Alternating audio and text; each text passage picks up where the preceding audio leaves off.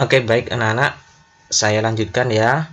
Nah, sekarang bagaimana kalau model katrolnya sekarang agak lebih rumit ya dibandingkan dengan yang awal tadi. Sekarang juga ada angka, saya beri angka di sana.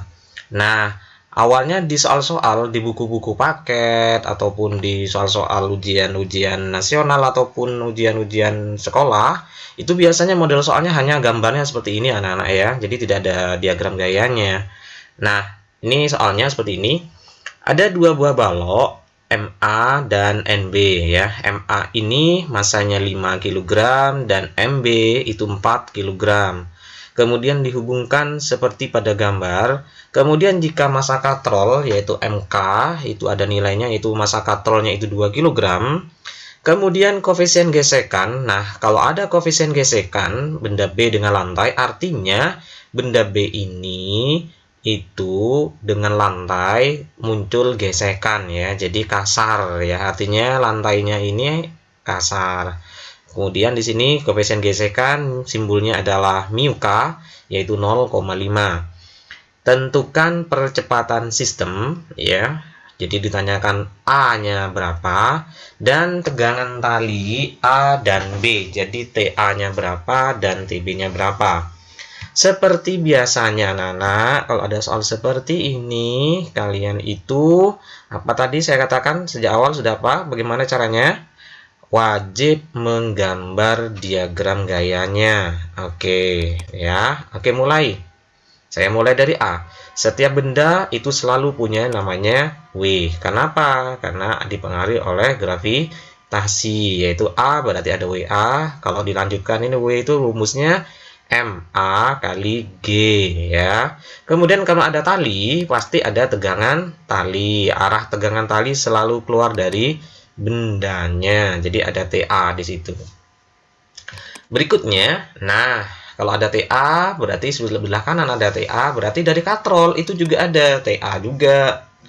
Kemudian ini B ada WB ya, selalu arahnya ke bawah. Kemudian, nah ini anak-anak kamu diingat-ingat dulu materi dulu kelas 10 ya.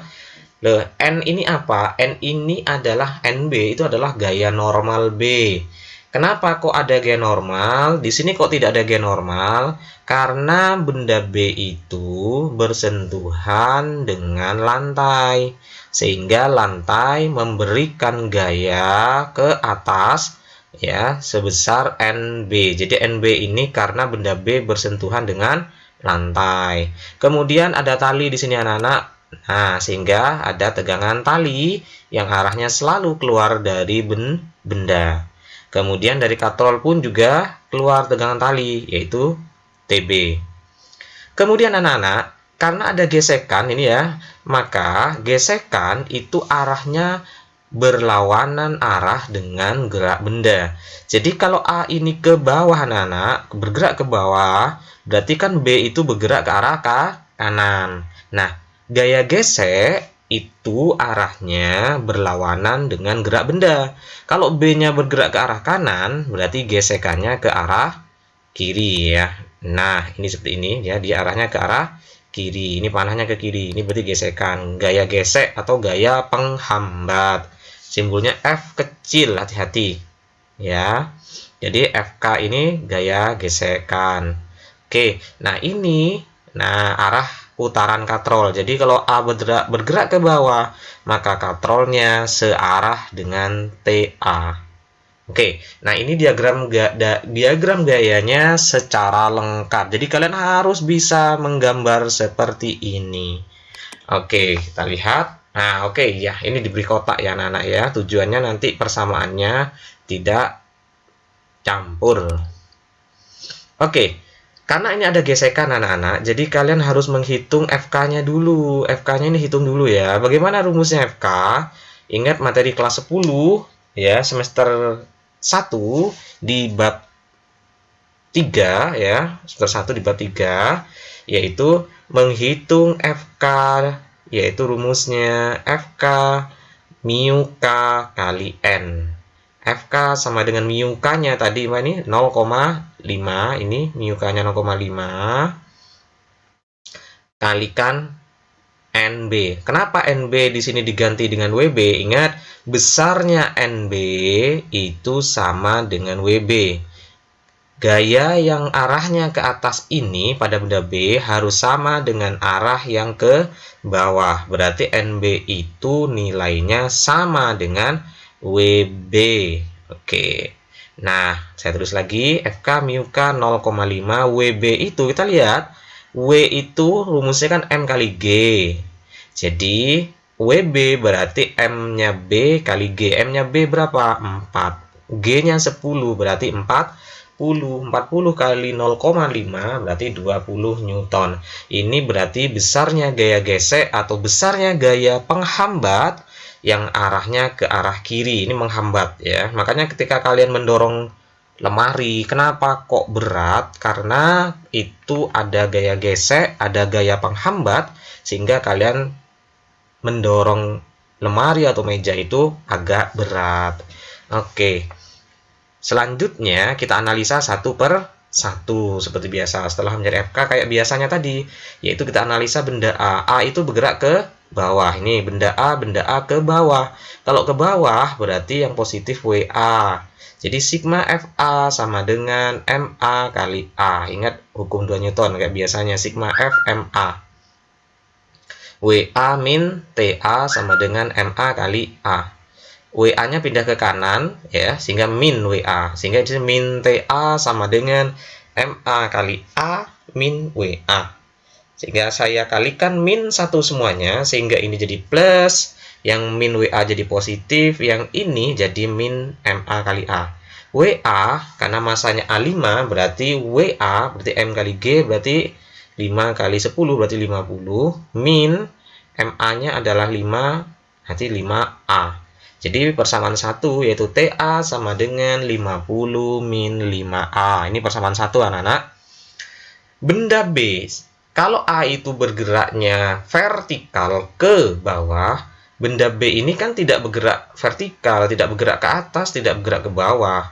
Tapi benda B itu bergeraknya kemana? Ke kanan ya. Karena benda B bergerak ke arah kanan, artinya dia bergerak horizontal, bergerak mendatar.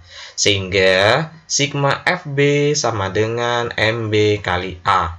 Nah, karena bergeraknya ke kanan atau mendatar, berarti yang dimasukkan ke dalam sigma FB yaitu gaya yang mendatar saja. Bukan WB dan NB. Lihat, benda B kan bergeraknya mendatar. Yang mendatar itu apa? Yaitu ada TB, ada FK. Mana yang plus, mana yang min? Yang searah gerak benda positif. Berarti TB min FK. Kenapa kok min FK? Karena B ke kanan, sementara FK ke kiri. Makanya min FK. MB kali A. Sehingga TB sama dengan MB-nya kan 4. Jadi 4 kali A kali percepatannya. FK-nya tadi kan 20. Min FK pindah ke kanan sehingga jadi plus 20. Inilah persamaan 2. Jadi ini benda A sudah, benda B sudah. Sekarang untuk katrolnya anak-anak. Ya, persamaan katrol bagaimana? Lihat. Katrol ini putarannya bagaimana katrol? Putaran katrol itu searah dengan TA. Ingat, kita lihat. Katrol searah dengan TA, sehingga sigma tau sama dengan I kali alfa. Sehingga karena TA searah dengan TA, berarti TA-nya yang positif. Jadi TA min TB kali R. Sama dengan setengah MK. Ingat, momen inersia katrol yaitu setengah MK R kuadrat. Alfa diganti dengan A per R. Nah, R kuadratnya dicoret dengan R yang ini 1 ya, jadi di kuadratnya hilang. Kemudian sama kiri sama kanan, R sama R yang ini 1 hilang. Sehingga menjadi TA min TB setengah MK kali A. TA min TB sama dengan setengah massa katrol itu kan 2. Sehingga setengah kali 2A. Setengah kali 2 kan 1. Sehingga TA min TB 1A. Inilah persamaan 3 anak-anak. Nah, kemudian persamaan tadi, yang persamaan 1 tadi anak-anak ya, persamaan 1 dan 2, kita substitusikan ke persamaan 3.